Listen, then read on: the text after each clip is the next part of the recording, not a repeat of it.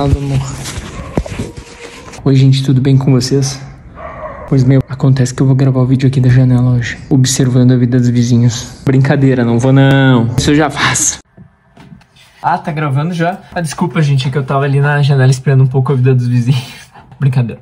Mas tava assim, porque eu espio bastante. Mas, gente, meu nome é Paulo Guedes e eu estou aqui hoje pra falar do filme A Mulher na Janela, que pra mim é um dos melhores filmes de 2021 e eu vou explicar o porquê o senso de comunidade estragou a recepção a esse filme. Mas antes de dizer essas coisas, eu vou pedir uma... Mas antes de dizer essas coisas, eu vou pedir uma coisinha pra vocês. Por favor, não se inscrevam no canal, não deixem like e não comentem, tá bom?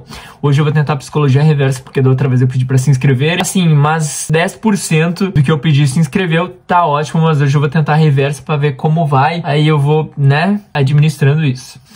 Mas então, The Woman in the Window é um filme dirigido por Joy Wright. Tá bom, Paulo, mas quem é Joy Wright? Bom, o Joy Wright dirigiu Orgulho e Preconceito, Desejo e Reparação e O Destino de uma Nação. Todos filmes muito bem recebidos pela crítica. E não é uma sinopse que faça a gente pensar, nossa, eu vou prestar atenção na atuação dessa mulher porque esse filme... parece que vai ter isso. Não, o trailer não deixa isso muito nítido. Só que a Amy Adams, ela prova que ela consegue ser uma atriz que ela vai te prender num filme pela atuação dela. Então, assim, pela atuação de Amy Adams já vale esse filme. E se você não quer prestar muita atenção na história, que olha a atuação da mulher, perfeito. Não vão se arrepender. Sem dizer que a gente tem um restante de elenco estupendo. Julianne Moore, Gary Oldman, Tracy Letts, enfim, é uma galera muito boa. E cada uma dá um toquezinho ali especial e eu gostei muito disso. Apesar de ter visto algumas críticas falando que foram personagens que não foram tão bem aproveitados, porém, na experiência da visão da mulher, como eu disse, né? Eu acho que pelos olhos dela eu achei legal um pouco do que cada um me trouxe.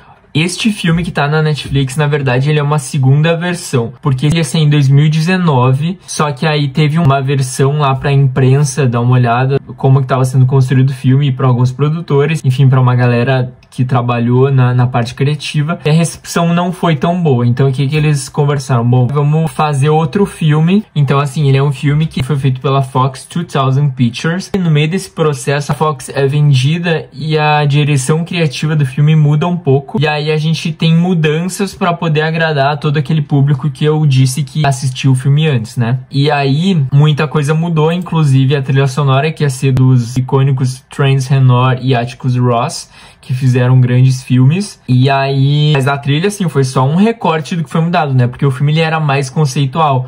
Aí eu acho que nessa mudança, pode ser que tenha alterado algumas coisas que eram mais do livro.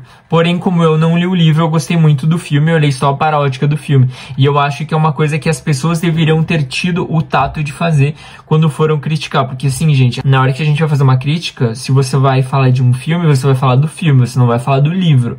Porque se é pra falar de livro, a gente vai falar de Harry Potter, que teve coisa que não teve. A gente vai falar das adaptações de Percy Jackson. Tem muito livro que era pra ser perfeitamente uma adaptação legal e não foi. Então, assim, aí você vai massacrar um filme que tem atuações incríveis e tem um roteiro, sim, legal, porque não foi fiel ao livro. É de verdade, a gente já viu coisa muito pior. Olha quanta série dos streamings que tem vindo aí que não são boas, mas que são maquiadas de boas e todo mundo pensa, nossa, essa série é incrível de roubar banco.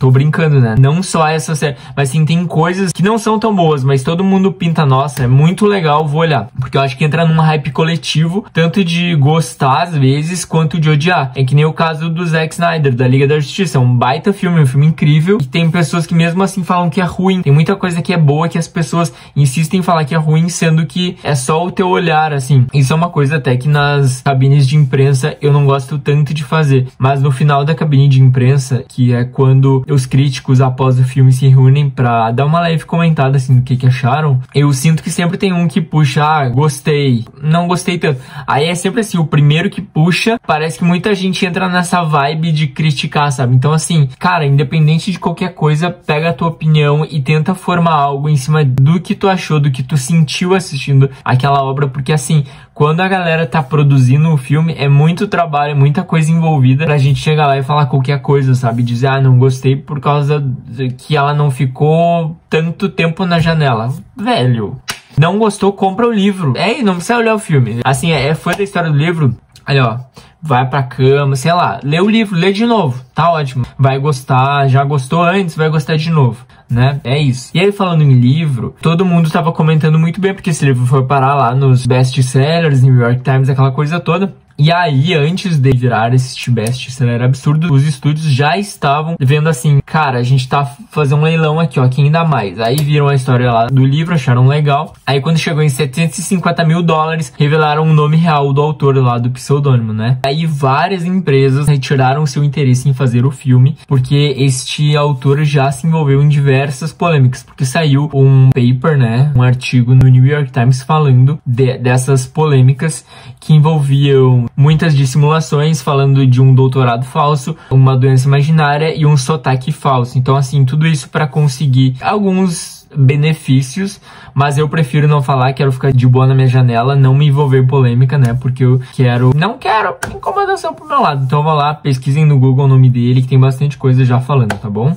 Mas basicamente o que acontece? Eu acho que a Netflix ali depois daquela... Quando começou a de fato dar essa chancela, falou pro cara, ó, vai ter liberdade criativa, vai ter uns cortes e tudo mais. Eu achei legal porque dá pra ver que ele tem muita liberdade criativa no filme, tem muita referência e muita homenagem pros filmes antigos. Alguns filmes que ela olha tem homenagem pra Hitchcock, tem sangue escorrendo na tela, tem assim uma coisa muito vibes. Tem só uma homenagem que eu não gostei, que é a homenagem da cena final, e pra mim, eu não acho que essa cena estraga o filme, mas eu acho que não precisava ser do jeito que foi, poderia ter homenageado de outra maneira os filmes, que a cena final lá, não vou dar muito detalhe, me lembrou muito Chuck, Brinquedo Assassino. Eu achei ridículo. Eu pensei, gente, o que tá acontecendo? Será que vai ter uma outra parte do final? Porque aquilo lá, todo mundo entrou em um consenso que não precisava. E aí a crítica usou essa cena pra diminuir o filme e falar que o filme é ruim. Não é ruim, é apenas aquela cena não existe. Mas basicamente, o que é esse filme? Ele fala da Anna Fox, que é uma mulher que fica na janela, vendo a vida dos outros, vendo a vida dos vizinhos, e ela é psicóloga infantil, só que ela tem agorafobia. O que é essa doença? Uma doença que você não sai de casa, você tem problema com a rua e tal, aí ela fica muito assustada com tudo que acontece, e tem um porquê dela ser assim. E a gente vai descobrir ao longo do filme por que ela tem essa doença. E eu vi gente falando também que poderia ter vislumbres lá do assassino, o ponto de vista dele, coisa e tal, só que assim, se aparecesse, muito provavelmente a gente já ia adivinhar quem é o assassino ou a assassina, não ia ter tanta graça. Mas eu concordo que assim, pra um filme talvez seria interessante. Mas de novo, como é um filme que eu uso de exemplo o The Father, que é um filme que ele quer falar do ponto de vista só do protagonista, só dessa doença, então ele é um filme que ele te faz questionar tudo que tu tá vendo, mas vamos lembrar, é do ponto de vista dessa pessoa e não de outros. Então assim, não teria como fazer esta outra coisa, né? Mas assim,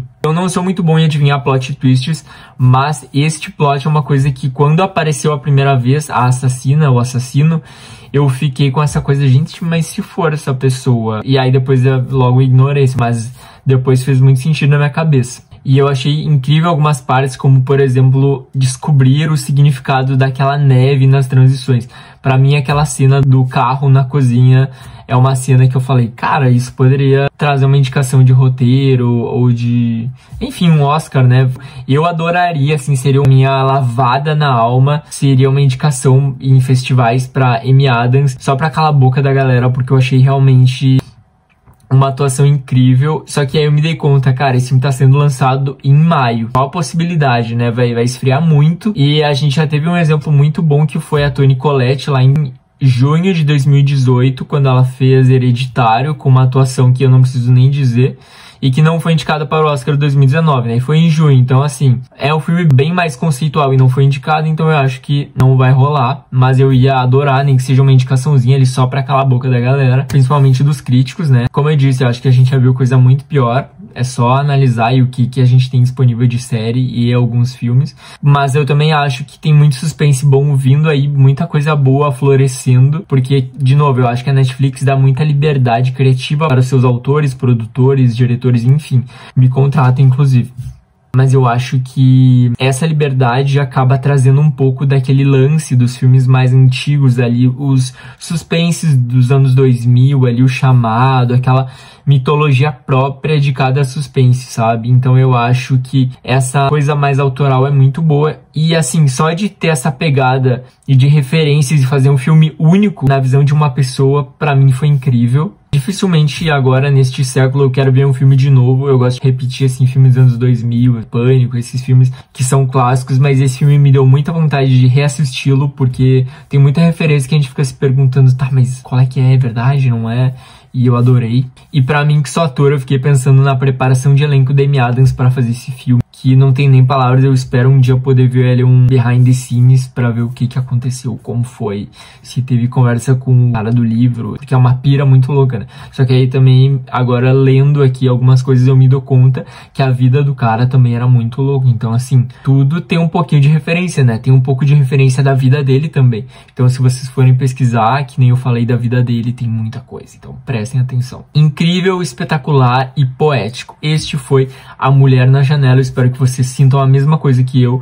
E também lá no filme a gente descobre que tem uma pesquisa que fala que quem cuida da vida dos outros na janela é mais feliz, né? Tem um rolê assim, então assim, bora olhar a vida dos outros na janela, brincadeira. E aí, pra finalizar esse vídeo, eu peço só duas coisas pra vocês. A primeira é, assistam o filme e deem uma nota positiva lá no IMDb pro filme, porque tá uma nota baixa, as pessoas, enfim, essa geração internet é muito...